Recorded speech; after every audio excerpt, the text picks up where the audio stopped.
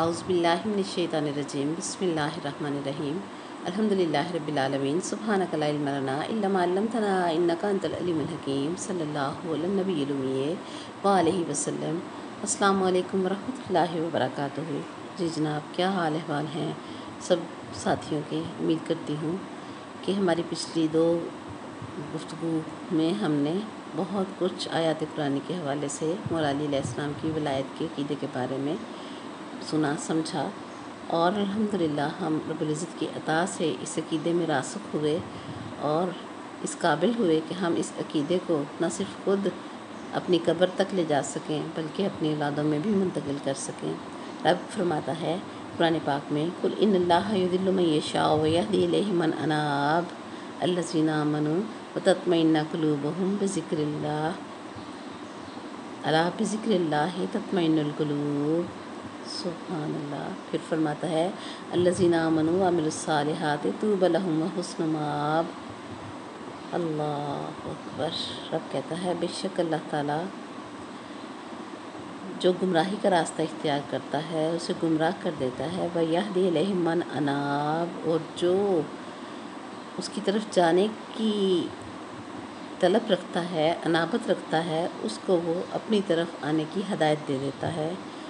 اللہ پاک آگے ارشاد فرماتے ہیں الذین آمنوا وتطمئن قلوبہم، یہ لوگ وہ ہوتے ہیں جو کل ایمان کا دامن تھام کر صاحبان ایمان ہوتے ہیں، اور وتطمئن قلوبہم، ان کے دل اطمینان میں ہوتے ہیں، ان کے دل کو ایمان ایسا مل جاتا ہے کہ دل اطمینان میں آ جاتے ہیں، یہ جانتے ہیں کہ علی علی کیے بغیر جنت کا دروازہ نہیں کھلے گا، اس لیے کل ایمان کا دامن تھام کر آمنو میں شامل ہوتے ہیں۔ اور پھر ان کی خاصیت کیا ہے؟ وَتَطْمَئِنُّ قُلُوبُهُم بِذِكْرِ اللَّهِ، ان کے دل جو ہیں وہ اللہ کے ذکر سے اطمینان پا جاتے ہیں۔ اللہ اکبر۔ پھر فرماتا ہے الا بذکر اللہ تطمئن القلوب، خبردار ہو کے سن لو کہ اللہ کے ذکر سے ہی قلوب جو ہیں، دل جو ہیں وہ اطمینان پاتے ہیں۔ اللہ اکبر۔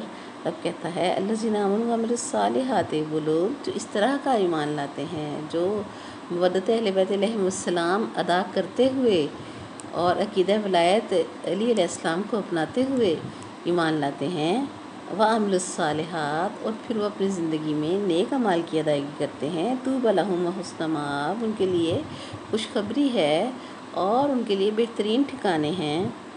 رب فرماتا ہے کہ میں نے ایسے لوگوں کے لیے بہترین ٹھکانے جو ہیں وہ تیار کر رکھے ہیں۔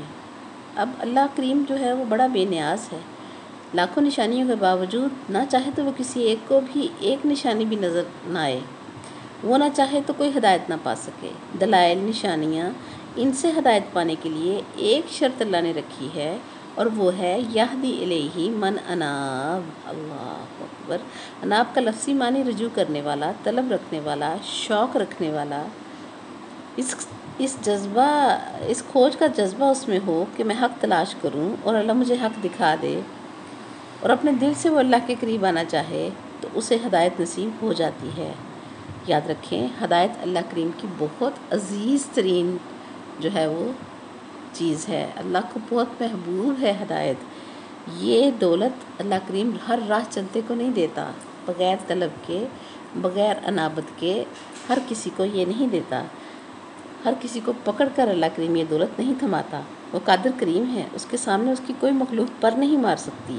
وہ چاہتا تو سب کو ایک ہی مذہب پر پابند کر سکتا تھا، لیکن اس نے ایسا نہیں کیا کہ جس انسان کو اس نے اتنی عزت دی ہے، اتنا شعور دیا ہے، اور اتنی استطاعت اور استعداد دی ہے کہ وہ فیصلہ کر سکے سیاہ اور سفید میں، اور روشنی اور اندھیرے میں۔ اسی طرح سے اللہ کریم کہتا ہے کہ یہ فیصلہ بھی میں نے تجھ پر چھوڑ دیا ہے کہ تو طالب ہدایت ہے یا نہیں ہے۔ اللہ اکبر۔ تجھے جبراً میں نے ہدایت نہیں دینی، کہ ہدایت میری بہت عزیز ترین چیز ہے۔ اور آپ بھی دیکھیں، آپ کا مال آپ کو عزیز ترین ہوتا ہے، آپ کی اولاد آپ کو عزیز ترین ہوتی ہے۔ آپ سے کے در پہ کوئی سوالی بھی آئے سوالی بن کر، تو آپ اس کو دینے سے پہلے دیکھتے ہیں کتنا دینا ہے، دینا بھی ہے یا نہیں دینا ہے۔ اللہ اکبر۔ تو اگر کوئی طالب ہی نہ ہو، اگر کوئی سوالی بن کر ہی نہ آئے اور آپ کے در کے سامنے سے گزر جائے، تو آپ اسے بلا کر تو یہ نہیں کہیں گے آ جاؤ 5 روپے صدقہ لے جاؤ، آؤ 10 روپے خیرات لے جاؤ، ایسا ہرگز نہیں ہوتا۔ اسی طرح سے اللہ کریم جو ہے، اللہ کریم نے ہدایت جو ہے یہ اہل بیت علیہ السلام کی خیرات جو ہے اور صدقہ جو ہے وہ انسانوں میں بانٹا ہے۔ اللہ اکبر! اس لیے وہ اس کو بہت عزیز رکھتا ہے، اور بہت زیادہ جینیس انسان کسی بھی شعبے کا ہو، ٹاپر انسان بھی ہو، وہ اپنے دماغ کا 10% استعمال کرتا ہے۔ سائنس نے اس بات کی تصدیق کی ہے کہ دنیاوی علوم کو سمجھنے کے لیے، دنیاوی علوم کی انتہا تک جانے کے لیے انسانی دماغ 10% استعمال ہوتا ہے، تو عام آدمی 1% دماغ سے بھی کم استعمال کرتا ہے، یعنی ٹاپر 10% استعمال کرتا ہے اور عام آدمی فیصلہ کرنے کے لیے دماغ کا 1% سے بھی کم استعمال کرتا ہے۔ جب دنیا کے امور میں انتہائی بلندی پر جانے کے لیے، ٹاپر ہونے کے لیے 10% دماغ کا استعمال ضروری ہے، تو پھر اللہ کریم نے باقی 90% ذہن اور دماغ انسان کو کیوں عطا کیا ہے؟ یہ غیر ضروری تو ہو نہیں سکتا۔ بلا مقصد تو رب کوئی چیز نہیں پیدا کرتا۔ اور یاد رکھیں، یہ باقی کا 90% جو ہے یہ اللہ والے استعمال کرتے ہیں۔ سبحان اللہ! جو اللہ کو پانا چاہتے ہیں، جن کے اندر انابت کا جذبہ ہوتا ہے، جو اس دنیا میں رہ کر آخرت کی زندگی جی رہے ہوتے ہیں، جو بات تو یہاں کرتے ہیں اور اس کے نتائج میدان محشر میں دیکھ رہے ہوتے ہیں کہ اس کام کا نتیجہ حشر میں کیا نکلے گا۔ ایسے لوگ جو اپنے دماغ کو پورا استعمال کرتے ہیں، یہ کام اس دنیا میں کرتے ہیں اور ان کی نظر عاقبت پر ہوتی ہے کہ ہمارے اس عمل کا نتیجہ نبی پاک صلی اللہ علیہ وسلم اور ان کی آل پاک کی بارگاہ میں کیا ہوگا، اللہ کی بارگاہ میں کیا ہوگا، وہاں ہمارے لیے اس کا کیا نتیجہ نکلے گا۔ گویا دنیا کے علم کے لیے 10% دماغ اور آخرت کے علوم کے لیے بندے کو 100% دماغ کا استعمال چاہیے۔ اللہ اکبر! ایک آدمی کے پاس کروڑوں جمع ہوتے ہیں، لیکن وہ اپنے کھانے پینے کے لیے کھانا یا پانی نہیں منگواتا، تو وہ بھوک سے مر بھی جائے تو کیا حرج ہے؟ صرف دولت جمع کرنے سے اس کی بھوک تو ختم نہیں ہوگی۔ اسی طرح سے دماغ سر میں اٹھا کر پھرنے سے ہم انسان نہیں بن جاتے، اس کو استعمال کرنے سے ہم انسان بنتے ہیں۔ جس طرح رب العالمین فرماتا ہے کہ اپنے عقل و شعور سے تلاش کر کہ تیری زندگی، تیرا مقصد، تیری منزل، تیرا حاصل کیا ہے، اور سچے دل سے یہ طے کر کہ مجھے اپنے خالق اور مالک کو پانا ہے۔ یہی انابت ہے۔ یہدی الیہ من اناب کا یہی مطلب ہے۔ ایسے لوگوں کے لیے رب کہتا ہے میں ہدایت کے دروازے کھول دیتا ہوں۔ پھر کیا ہوتا ہے؟ انہیں میری نشانیاں بھی نظر آتی ہیں اور دلیلیں بھی سمجھ آتی ہیں۔ اللہ اکبر! انہیں میرے محبوب صلی اللہ علیہ وسلم اور ان کی آل پاک کی عظمت بھی نظر آ جاتی ہے، اور انہیں علی مولا کی ولایت بھی سمجھ میں آ جاتی ہے۔ اللہ اکبر! اور انہیں ہر سجدے، ہر عبادت کی روح جو ہے وہ اس سے آشنا ہو جاتے ہیں۔ دنیا داری کے سارے کاموں کے آخری نتیجے پر ان کی نظر چلی جاتی ہے۔ رب کہتا ہے میں ان کے لیے ہدایت آسان کر دیتا ہوں۔ پھر کیا ہوتا ہے؟ اگلا قدم بتایا رب نے قرآن میں، الذین آمنوا وتطمئن قلوبہم بذکر اللہ۔ پھر کیا ہوتا ہے؟ ان کا دل اللہ کی یاد میں تسلی پاتا ہے۔ اللہ اکبر! سبحان اللہ! اطمینان پاتا ہے کہ صاحبان ایمان پہلے سے ہیں۔ اللہ اکبر! میں نے پہلے بھی بتا چکی ہوں کہ ایمان اور چیز ہے، اطمینان اور چیز ہے۔ ایمان حضرت ابراہیم علیہ السلام کے پاس بھی تھا، لیکن قلبی اطمینان کے لیے انہوں نے رب سے کہا کہ وَلَكِنْ يَطْمَئِنَّ قَلْبِي، میں اپنے دل کا اطمینان چاہتا ہوں، دیکھنا چاہتا ہوں کہ تو مردوں کو کیسے زندہ کرے گا۔ اور آپ سب جانتے ہیں کہ کیسے اللہ پاک نے حکم دیا کہ پرندوں کو لے کر کیما بناؤ اور پھر ان کو جو ہے مختلف پہاڑوں کی چوٹیوں پر رکھ کر آواز لگاؤ، تو وہ اپنے اپنے سیریوں کے ساتھ جو ہے وہ آ کر پرندے دوبارہ سے زندہ ہو کے جڑ جائیں گے اور اڑنے لگیں گے۔ سبحان اللہ! تو یہی چیز جو ہے کہ بعض اوقات انسان دیکھ کر اطمینان حاصل کرتا ہے، اور محمد رسول اللہ صلی اللہ علیہ وسلم اور آل محمد صلی اللہ علیہ وسلم اور ولایت علی علیہ السلام کی محبت اور عقیدت ایسا نور ہے، یہ بن دیکھے بندے کو یقین کی منزل پر کھڑا کر دیتا ہے اور اطمینان قلب کی منزل پر کھڑا کر دیتا ہے۔ اللہ اکبر!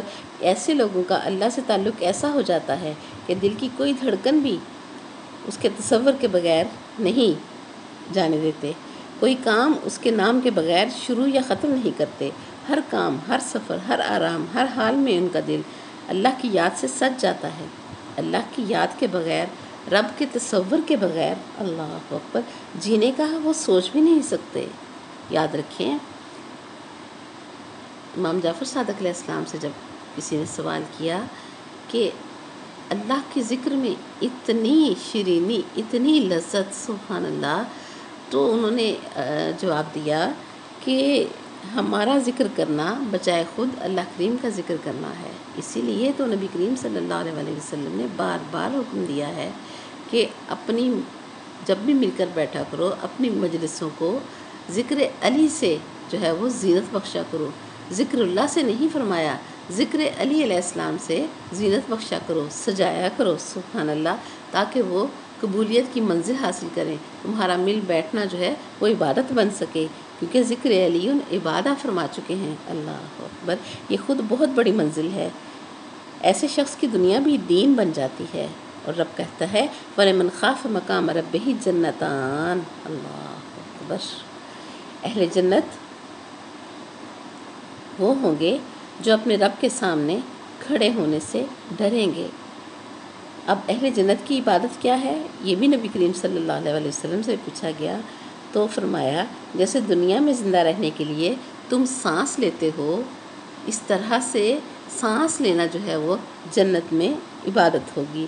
طبعی طور پر بغیر محسوس کیے ہماری سانس چل رہی ہوتی ہے، ہم کسی کوشش کے بغیر سانس لے رہے ہوتے ہیں، اسی طرح جنت کی عبادت ہماری عادت ثانیہ ہوگی۔ اللہ اکبر، اسی لیے تو ہے یہ فرمان علی شان ہمیں ملتا ہے کہ اٹھو تو یا علی، بیٹھو تو یا علی، ملو تو یا علی، جدا ہو تو یا علی۔ اللہ اکبر، اللہ اکبر، کہ ذکر علی عبادہ کی سند جو ہے وہ نبی کریم صلی اللہ علیہ وسلم ہمیں دے چکے ہیں۔ اور دوسری طرف کافر کا دین بھی اس کی دنیا ہوتی ہے، اس کے اچھے کاموں کا حاصل، اس کا بدلہ اسے دنیا میں ہی مل جاتا ہے، لیکن مومن کی دنیا بھی دین ہوتی ہے، کام دنیاوی کرتا ہے، لیکن اللہ کریم اور نبی پاک صلی اللہ علیہ وسلم اور ان کی آل پاک کی اطاعت کے زمرے میں آ کر اس کا ہر کام عبادت بنتا چلا جاتا ہے۔ ایسے لوگوں کو سچا ایمان نصیب ہوتا ہے، اور ان کا دل جو ہے وہ محمد اور آل محمد صلی اللہ علیہ وسلم کی یاد سے قرار پاتا ہے۔ اللہ اکبر، اور اللہ کریم ارشاد فرماتے ہیں کہ اللہ کی یاد سے ہی دلوں کو سکون ملتا ہے۔ ایسے لوگ جو صاحبان ایمان ہو جاتے ہیں، کل ایمان کا دامن تھام کر پھر عمل الصالحات کرتے ہیں، اللہ اکبر، تو پتہ چلا کہ اعمال صالح کی توفیق اللہ کی یاد سے معمور دل کو نصیب ہوتی ہے۔ یاد رکھیں، جو ان ہستیوں کے ساتھ نہیں لگتا، وہ عبادات کرتے ہوئے بھی، وہ صبح سے شام کرتے ہوئے بھی، ایمان کا دعویٰ کرتے ہوئے بھی بے اطمینان رہتا ہے۔ اور جب صاحبان ایمان، ایسے صاحبان ایمان جو کل ایمان علی مولا کا دامن تھام کر صاحبان ایمان ہوتے ہیں، تو ان کے دل میں ایک عجیب اطمینان ہوتا ہے، ایک ولی کا اطمینان، ایک وارث کا اطمینان، ایک سرپرست کا اطمینان کہ ہم کسی کے ہیں اور ہمارا کوئی ہے۔ اللہ اکبر، تو اس کے ایمان میں اتنی قوت ہوتی ہے کہ اس کے اندر عمل صالح کی طاقت خود بخود پیدا ہو جاتی ہے۔ اور جس بندے کو یہ قوت نصیب ہو جائے، رب کہتا ہے طوبی لہم حسن مآب، مبارک ہے ان لوگوں کے لیے، اللہ اکبر، اور ان کے لیے خوبصورت اور بہترین مآب ہے، انجام ہے، ٹھکانہ ہے۔ اللہ اکبر، نبی کریم صلی اللہ علیہ وسلم نے بھی مثال ارشاد فرمائی کہ سمجھ لو جنت چچیل میدان ہے، زمین کا ٹکڑا ہے، تمہیں جنت میں جانا ہے تو وہاں گھر، باغ، آرام، سہولتیں، لباس، کھانا، نعمتیں، یہ سب تم نے خود بنانی ہیں۔ جو چیز جس معیار کی تم بنانا چاہتے ہو بنتی چلی جائے گی۔ صحابہ اکرام نے پوچھا یا رسول اللہ صلی اللہ علیہ وسلم وہ کیسے بنے گی؟ تو میرے آقا و مولا صلی اللہ علیہ وسلم نے فرمایا تمہاری محبت اور مودت اور عقیدت سے بنے گی۔ زندگی میں جو مودت اہل بیت علیہم السلام رکھو گے، جو ادب رسالت تم اپنی زندگیوں میں رکھو گے، اللہ اکبر، اور جو ولایت علی علیہ السلام کا عقیدہ سینے میں رکھو گے، اس کے ہوتے ہوئے تمہاری آخرت کی تعمیر ہوتی رہے گی۔ ظالم کے ظلم کے بدلے عذاب، اور صالح کے صالح عمل کے بدلے میں جزا ہی جزا، یہ دونوں کبھی نہ ختم ہونے والے ہوں گے، سزا بھی اور جزا بھی، اور یہ دونوں سلسلے کبھی بھی ختم نہیں ہوں گے۔ یہ اللہ نے زندگی کا فارمولہ بتا دیا ہے، اور ایسے ہی لوگوں کو اچھے انجام کی خوشخبری دی گئی ہے۔ ہم کلمہ کو اور مسلمان ہونے کا دعویٰ کرتے ہیں، مگر یہ کلمہ پڑھنا ہماری زندگی کو متاثر کیوں نہیں کر رہا؟ اس لیے کہ ایمان تو ہے، ایمان کا تو ہم دعویٰ کر رہے ہیں، لیکن اتنا کمزور ہے کہ یہ ہمارا ایمان یہ حق ادا نہیں کر پا رہا کہ اس میں اچھے اعمال کرنے کی طاقت پیدا ہو جائے، استطاعت پیدا ہو جائے۔ میں نے آپ سے پہلے بھی عرض کی کہ جب ہم ان مبارک ہستیوں کے ساتھ، اس خاندان تطہیر کے ساتھ لگتے ہیں، ان کی محبت اور مودت اور عقیدت میں صبح سے شام کرتے ہیں، تو ہمارے اندر نیک عمل کرنے کی استطاعت، توفیق پیدا ہو جاتی ہے، اور ہمیں برائی سے بچنے کی بھی توفیق جو ہے وہ مل جاتی ہے۔ ہمیں برائی سے خود بخود نفرت ہونے لگ جاتی ہے، اور نیک عمل محبوب ہو جاتا ہے۔ ہمیں روشنی روشنی بن کر نظر آتی ہے، اندھیرا اندھیرا ہو کر نظر آتا ہے، اور ہم کسی بھی غلط فہمی کا شکار جو ہے وہ نہیں رہتے۔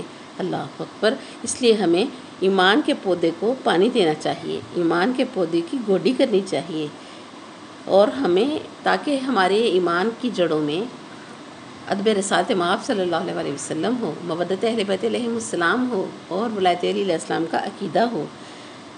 نہ یہ ہو کہ ہمارا ایمان ایک جھاڑی کی طرح ہو، باقی تو ہو مگر نہ اس پر پھل آئے اور نہ وہ تناور درخت بن سکے کہ اس سے کسی کو چھاؤں بھی نصیب نہیں ہو، اور ہمارا ایمان جو ہے وہ اس طرح کا نہیں ہونا چاہیے۔ یاد رکھیں، اگر ہم کل ایمان کا دامن نہیں تھامتے تو پھر ہمارا ایمان اس طرح کی خشک جھاڑی کی طرح کا ہو جائے گا کہ ہمارے اندر نیکی کرنے کی طاقت ہی نہیں آئے گی۔ جب دل سے یہ محبتیں اٹھ جاتی ہیں تو نیک عمل کرنے کو بھی جی نہیں چاہتا، بندے کے لیے اللہ کریم توفیق سلب کر لیتا ہے، اور ان ہستیوں کی یاد اللہ کی یاد ہے، اللہ کا ذکر ہے، اور ہمارے ایمان کی گوڈی اور آبیاری ہے۔ سبحان اللہ۔ ان کے غم میں غمگین ہونا اور آنسو بہانا اور گریہ ازاری کرنا، یہ ہمارے ایمان کو زندہ کر دیتا ہے، اور ان کی خوشی میں جشن منانا، محفل میلاد منانا اور جشن ولادت منانا جو ہے وہ ہمارے ایمان کو بہت بہت بہت بہت زیادہ سربلندی عطا فرماتا ہے۔ یہی چیزیں ہمارے ایمان کی حفاظت ہیں، ہمارے ایمان کی دیکھ بھال ہیں۔ پھر اس پر جب ہم یہ مرحلہ طے کر لیتے ہیں تو پھر اس پر نیک اعمال کے خوبصورت پھل لگتے ہیں، اور جب ہم ان محبوبین خدا کا ذکر چھوڑ دیتے ہیں تو اس کا مطلب ہے کہ صبح سے شام کرتے ہوئے ہمارا ایمان ایک چھوٹی سی جھاڑی نما شے ہے، جس سے کسی پھل کی توقع نہیں ہے، چھاؤں کی امید نہیں ہے، جس سے کسی کو تو کیا خود ہم کو بھی فائدہ نہیں ہونے والا ہے۔ اللہ اکبر۔ ان خاندان تطہیر کی محبت دل میں بسا لو، ان کے بغیر، ان کے تصور کے بغیر جینے کا تصور بھی نہ کرو۔ اللہ اکبر۔ پھر ہمارے دل کو قرار اور اطمینان قلب نصیب ہوگا۔ پھر انسان اپنے معبود حقیقی کے احکامات اور نبی کریم صلی اللہ علیہ وسلم کی بتائی ہوئی شریعت سے محبت کرتا ہے۔ پھر دنیا کا کوئی دستور، فیشن، طرز زندگی انسان کو پسند نہیں آتا۔ اس کا ہر عمل شریعت کے مطابق ادا نہ ہو تو اسے بے چینی اور ایک روحانی اذیت محسوس ہوتی رہتی ہے۔ یہی دل کا لگاؤ ذہن اور جسم کو شریعت کے تابع کرنے کے لیے تیار کرتا ہے۔ مگر پھر شرط دوبارہ دہراؤں گی کہ ادب رسالت مآب صلی اللہ علیہ وسلم ہو، ان کے فرمان عالی شان کا احترام دل میں ہو کہ جو انہوں نے فرمایا اپنے اور اپنی آل کے بارے میں وہ بلا شک و شبہ انسان تسلیم کرے۔ جب ہم یہ سیڑھی چڑھ لیتے ہیں، نسبت نبی پاک صلی اللہ علیہ وسلم کی سیڑھی، عظمت نبی پاک صلی اللہ علیہ وسلم کی سیڑھی، محبت نبی پاک صلی اللہ علیہ وسلم کی سیڑھی، اور آل نبی صلی اللہ علیہ وسلم کی مودت کی سیڑھی جب ہم چڑھ جاتے ہیں، اور ولایت علی علیہ السلام کی عقیدت کی سیڑھی جب ہم چڑھ لیتے ہیں، تو پھر نبی کریم صلی اللہ علیہ وسلم کا ہمیں فرمان عالی شان ملتا ہے کہ القاسب حبیب اللہ۔ اللہ اکبر۔ کسب کرنے والا، محنت کرنے والا اللہ کا محبوب ہے۔ سبحان اللہ۔ محنت وہ چاہے دنیا کے کسی کام میں کر رہا ہے یا پھر وہ دین کے کسی راستے پر محنت کر رہا ہے، اللہ کریم نے اپنے محبوب پاک صلی اللہ علیہ وسلم کی زبان مبارک سے اسے حبیب اللہ کی سند عطا فرمائی ہے۔ اللہ اکبر۔ معلوم ہوا اسلام صرف ان ہستیوں کے ساتھ محبت اور عقیدت رکھنے کا حکم نہیں دے رہا، بلکہ محنت کا درس دے کر اسلام نے محنت کو بھی عبادت کے درجے میں رکھ دیا ہے۔ اللہ اکبر۔ اب ہم زندگی کا جو بھی کام کریں، گھر بار سنبھالیں، بچوں کو دیکھنا، کپڑے دھونے سے لے کر کھانا پکانے تک کی ہر ذمہ داری، اور جب ہم اللہ اور اس کے رسول کے عائد کردہ فرائض ادا کر رہے ہیں تو فرض کی ادائیگی تو عبادت ہوا کرتی ہے۔ یہ سارے کام فرائض میں شامل ہوتے ہیں اور فرائض کی ادائیگی عبادت ہے۔ پھر سونے پر سہاگا کہ اس خاندان تطہیر کی محبت سینے میں ہو، مودت سینے میں ہو تو کیا ہی کہنے۔ اور عبادت سے بھی زیادہ اسلام معاشیات پر توجہ دلاتا ہے۔ نبی پاک صلی اللہ علیہ وسلم نے مدینہ منورہ میں معاشی نظام درست کیا، پھر مدینہ شریف میں اسلام ایک طاقت بنا، اس لیے کہ ایمان کی بقا کا انحصار بھی ہماری معیشت پر ہے۔ اسی لیے اللہ کریم نے قرآن کو ایمان بمقابلہ سود قرار دیا ہے۔ جو ایمان والا ہے وہ سود نہیں کھائے گا، جو کل ایمان کا دامن تھامتا ہے وہ محنت تو کر لے گا، مزدوری تو کر لے گا، اللہ اکبر، لیکن سود پر پیسہ نہیں لے گا، ورنہ اللہ کریم فرماتا ہے اللہ اور اس کے رسول کے ساتھ کھلا اعلان جنگ ہے۔ کیا اس اعلان جنگ میں اللہ کریم اور اس کے رسول پاک صلی اللہ علیہ وسلم کی طرف سے پتھر پھینکے جاتے ہیں؟ نہیں۔ جب انسان یہ جسارت کر لیتا ہے نا سود کھانے والی، تو انسان کی انسانیت ختم ہو جاتی ہے اور تباہ ہو جاتی ہے۔ جب انسان انسان سے لڑے تو جسموں کو مارتے ہیں، جسمانی موت واقع ہوتی ہے، لیکن جب انسان اللہ اور اس کے رسول پاک صلی اللہ علیہ وسلم سے جنگ کرتا ہے تو اس کا جسم سلامت چلتا پھرتا رہتا ہے، روحیں لڑتی ہیں، روح مر جاتی ہے اور زندہ انسان اپنے ہی جسم کو اپنی ہی روح کی قبر بنا لیتا ہے۔ استغفر اللہ، الیاذ باللہ۔ پھر اس انسان میں رحم کا جذبہ ختم ہو جاتا ہے، ایمان اور اخلاقیات ختم ہو جاتی ہیں۔ انسانی شکل میں تو وہ انسان ہوتا ہے، مگر باطن میں سانپ، درندہ، وحشی، بے رحم ہو جاتا ہے۔ کیوں؟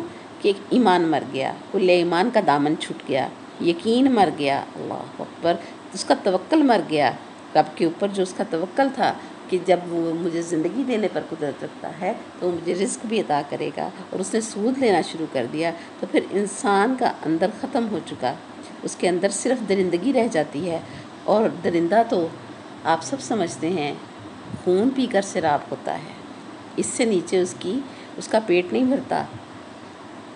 اور دوسری بات بہت غور طلب ہے، آج کل بہت ساری گیمز چلی ہوئی ہیں اور لاٹریوں کے سلسلے چلے ہوئے ہیں، اس سلسلے میں آپ سے بات کرنا چاہوں گی کہ آپ لاٹری میں 10 روپے دیتے ہیں کہ ہو سکتا ہے لاکھ کا انعام نکل آئے، لیکن 10 روپے کے نقصان کا آپ کو یقین ہوتا ہے اور چانس ہوتا ہے کہ لاکھ کا انعام نکلے گا۔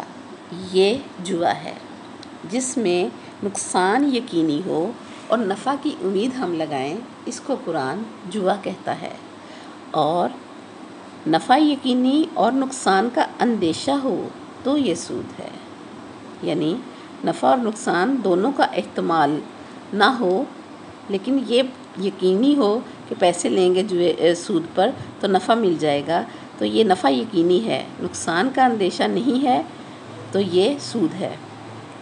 نفع اور نقصان دونوں کا برابر تصور اگر کسی کام میں ہے تو وہ تجارت ہے، اور یاد رکھیں یہ سٹاک ایکسچینج بھی میرا سودی کاروبار ہے۔ معاشی حیثیت انسان کی نہ صرف انسان کی مادی زندگی کو متاثر کرتی ہے، بلکہ اخلاقیات اور انسان کی ایمانیات پر بھی اس کا واضح اثر ہوتا ہے۔ دوسرے کے حق کو مارنے سے اللہ کے رسول پاک صلی اللہ علیہ وسلم نے منع فرمایا ہے۔ ایک بار گندم کے ڈھیر کے اندر گیلے دانے تھے، نبی پاک صلی اللہ علیہ وسلم کا پاس سے گزر ہوا تو اس کے مالک سے فرمایا گاہک کو بتا کر بیچ دینا، جو خریدے وہ سب کچھ جان کر اپنی مرضی سے خریدے۔ اس طرح سے ذخیرہ اندوزی کرنا، مال روکنا، پھر مہنگے داموں بیچنا، اس کام سے بھی نبی کریم صلی اللہ علیہ وسلم نے منع فرمایا ہے۔ یہ نظام قدرت کے بھی خلاف ہے۔ جتنا کم منافع لے کر بازار میں چیز بیچی جائے گی اتنی زیادہ بکے گی، تو جب بکے گی تو مہنگائی بھی نہ ہوگی اور نفع بھی زیادہ ملے گا۔ اور اللہ کریم نے زکوٰۃ کا نظام دے کر ساری کی ساری دولت ساری انسانیت میں گھما دی۔ معاشرے کے نکارہ، معذور، محتاج، دماغی طور پر معذور قیدی، بے بس، یہ ان لوگوں کے لیے جو ہے وہ زکوٰۃ کا نظام ہے۔ دنیا کے کئی کافر ممالک میں یہ نظام رائج ہے اور وہ اس سے فائدہ لے رہے ہیں، حالانکہ یہ سب اسلام کا جو ہے وہ عطا کردہ نظام ہے۔ بھوک ایسی بیماری ہے جو بندے کو ایمان سے بھی خارج کر دیتی ہے۔ نبی پاک صلی اللہ علیہ وسلم کا فرمان عالی شان ہے، بھوک سے بچو، افلاس سے بچو، محنت کرو، لوگوں کا حق مار کر جہنم کا ایندھن مت بنو، جو بنیادی طور پر کافر کا مقدر ہے، یعنی کافر نے جہنم کا ایندھن بننا ہے۔ کلمہ گو مسلمان مومن جو ہے وہ جہنم کا ایندھن نہیں بنے گا۔ اور فرمایا کہ اگر تم کافرانہ کردار ادا کرو گے تو عقیدہ سے محروم ہو جاؤ گے۔ استغفر اللہ، الیاذ باللہ۔ اگر ہمارے اعمال میں سود شامل ہے، ہمارے کاروبار میں، ہماری معیشت میں اللہ اور رسول پاک صلی اللہ علیہ وسلم کی نافرمانی سے حاصل کیا ہوا رزق شامل ہے، تو پھر کیا ہے، آہستہ آہستہ ہمارا عقیدہ بھی ہم سے چھن جائے گا اور نعوذ باللہ من ذالک بندہ جو ہے وہ جہنم کا ایندھن بن جائے گا۔ تو کتنی بدقسمتی ہے کہ جو آگ کافر کے لیے بھڑکائی گئی ہے وہ مسلمان کو کھا رہی ہوگی۔ اس لیے دوسرے کا حق مارنے سے بچیں، یہ بہت بڑا جرم ہے۔ ہو سکے تو اپنا حق دوسروں کو معاف کرتے رہا کریں، تاکہ کہیں بھول چوک سے کسی کا حق آپ پر واجب الادا رہ گیا ہے تو اپنے آپ معاف ہو جائے۔ اور یاد رکھیں، سود نہ لینے والے کا پیسہ بڑھتا ہے، اللہ کریم اس میں برکت دیتا ہے، لین دین میں جو ہے وہ اس کا پیسہ بڑھتا رہتا ہے۔ اصول یہ ہے کہ ہر بندہ اگر اپنا حق لینا چاہتا ہے تو دوسرے کا حق دوسرے کو دینا بھی سیکھے، اور دراصل یہی معاشیات ہے، یہی معیشت ہے کہ ہمیں اگر اپنا حق لینا ہے، اگر ہمیں اپنے نفع سے غرض ہے تو ہمیں اس بات سے بھی غرض ہو کہ دوسرا بندہ جس سے ہم جو کچھ خرید رہے ہیں اس کو بھی کوئی نہ کچھ نفع جائے، تاکہ وہ بھی اپنے بچوں کی روٹی کما کر گھر جائے۔ قرآن پاک کا فرمان ہے کہ لا رطب ولا یابس الا فی کتاب مبین، لا اصغر ولا اکبر من ذالک الا فی کتاب مبین۔ سبحان اللہ۔ رب فرماتا ہے سب کچھ کا علم قرآن میں رکھ دیا گیا ہے۔ اور مولا علی علیہ السلام نے فرمایا سورہ نبا کی درج ذیل آیت کی تفسیر میں کہ جو ہم اس دن بولیں گے نہ اولین نے سنا ہوگا نہ آخرین نے۔ اور قرآن پاک میں دلیل ہے یوم یقوم الروح والملائکۃ صفا لا یتکلمون الا من اذن له الرحمن وقال صوابا۔ سبحان اللہ۔ فرمایا قیامت وہ دن ہے جس میں روح اور سارے فرشتے اللہ کے سامنے صفے باندھ کر کھڑے ہوں گے اور کسی کو اللہ کے سامنے بولنے کی ہمت نہ ہوگی۔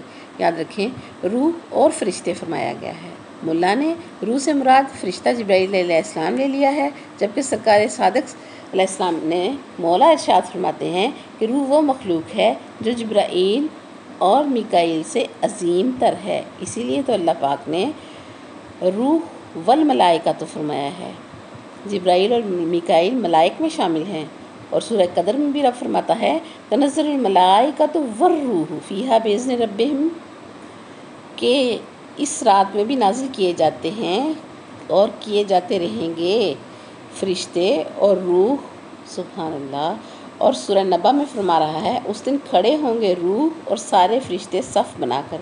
معلوم ہوا نزول میں زمین پر آتے ہوئے پہلے فرشتے اترتے ہیں اور روح آخر میں آتی ہے، اور صف بندی میں جب روح پہلے اور فرشتے بعد میں۔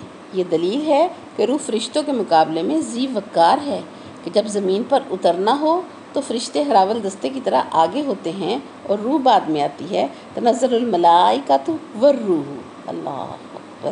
جیسا کہ آدم علیہ السلام سے عیسیٰ علیہ السلام تک ہراول دستے بن کر آئے اور میرے نبی پاک صلی اللہ علیہ وسلم پیچھے پیچھے آئے۔ قرآن پاک نے جس روح کو روح القدس بیان فرمایا ہے، اسی روح کا ذکر سورہ نبا میں بھی ہے اور اسی روح کا ذکر جو ہے وہ سورہ قدر میں بھی ہے۔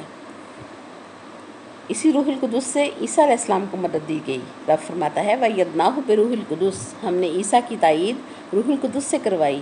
عیسیٰ علیہ السلام کی ٹھوکر میں موت و حیات آ جاتی ہے روح القدس کی تائید سے، اور کیچڑ میں الٹے سیدھے ہاتھ ماریں تو برندہ بن جاتا ہے، اور کوڑیوں پر ہاتھ پھیرے، اندھوں کی آنکھوں پر ہاتھ رکھیں، بیماری دور، بینائی واپس آ جاتی ہے۔ تو کیا ہے؟ روح القدس کی مدد کی وجہ سے۔ سبحان اللہ۔ غیب کی خبریں عیسیٰ علیہ السلام نے دی، کیا وجہ تھی؟ قرآن فرماتا ہے وَأَيَّدْنَاهُ بِرُوحِ الْقُدُسِ، اور اسی روح قدس کے بارے میں مولا امام جعفر صادق علیہ السلام نے فرمایا کہ عیسیٰ علیہ السلام کا کمال روح القدس کا محتاج ہے۔ اور روح القدس میں یہ کمال کیوں ہے؟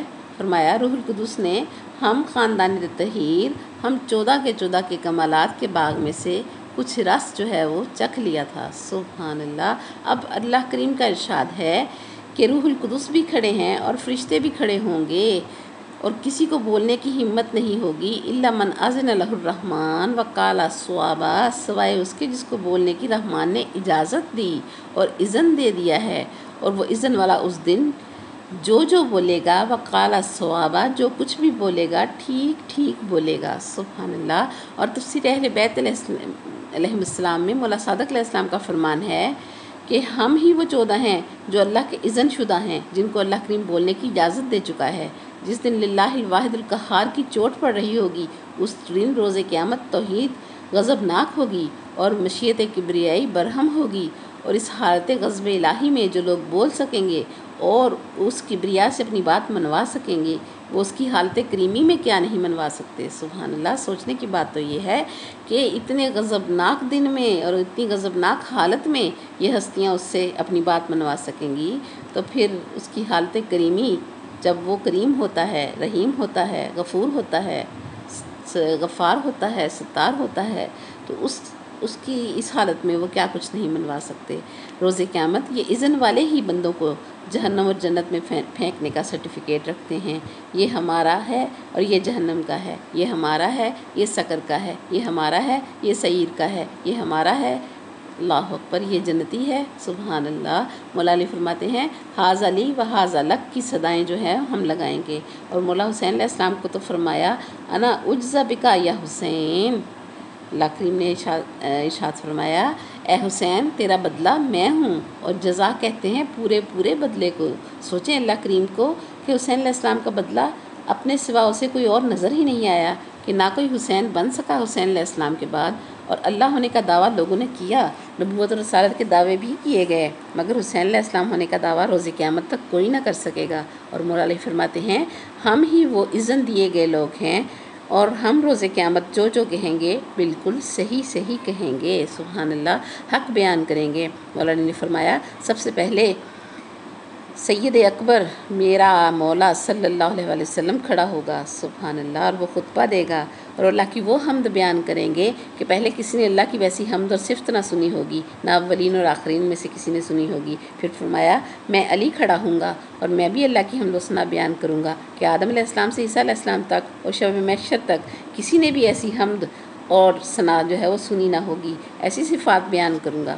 یاد رکھیں اللہ کریم کی صفات قرآن میں بھی بیان ہیں، لیکن مولا علی فرما رہے ہیں ہم 2 بھائی جو اللہ کی شان، عظمت اور صفات اور حمد اس دن بیان کریں گے، وہ قرآن میں بھی بیان نہیں ہیں۔ اللہ اکبر، سبحان اللہ۔ یعنی نبی کریم صلی اللہ علیہ وسلم اور علی مولا نے جو اللہ اس دن ہمیں بتانا ہے وہ قرآن نے بھی نہیں بتایا۔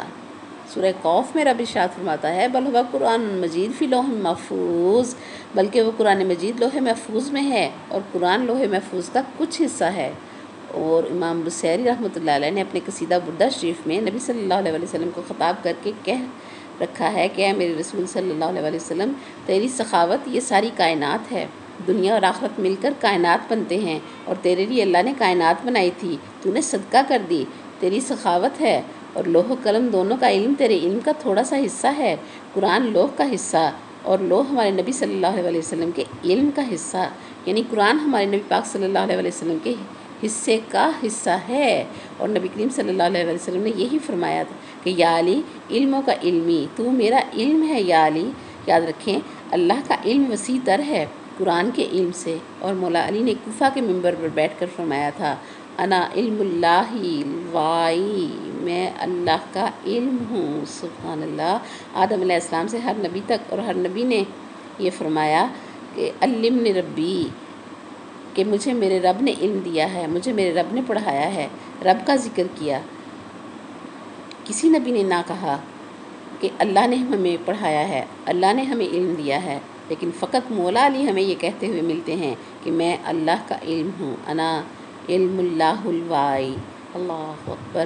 اور علم کو اپنے لیے گھر اور مکان نہیں چاہیے ہوتا، بلکہ علم ذات میں چھپا ہوا ہوتا ہے، اور کبھی ذات علم میں چھپی ہوئی ہوتی ہے۔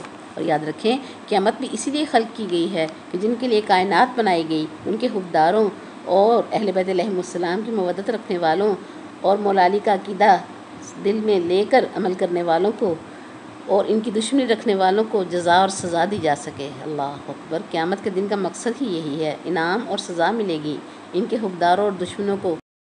قرآن پاک میں رب فرماتا ہے فَلَنَسْأَلَنَّ الَّذِينَ أُرْسِلَ إِلَيْهِمْ وَلَنَسْأَلَنَّ الْمُرْسَلِينَ، جن کی طرف رسول بھیجے گئے ہم ان لوگوں سے بھی پوچھیں گے اور ہم رسولوں سے بھی سوال کریں گے۔ کیا پوچھا جائے گا؟ یا ایھا الرسول هل بلغتم رسالتی، اے رسولو کیا تم نے میری رسالت پہنچائی؟ یاد رکھیں ہر رسول کی رسالت الگ تھی، لیکن اللہ کی رسالت ایک ہی تھی، اور اللہ کریم ہر رسول سے پوچھے گا کیا میری رسالت پہنچائی؟ اللہ اکبر۔ اب سمجھ لیں رسالت اور میری رسالت اس میں کیا فرق ہے، اللہ پاک کیسے ہمیں سمجھا رہا ہے۔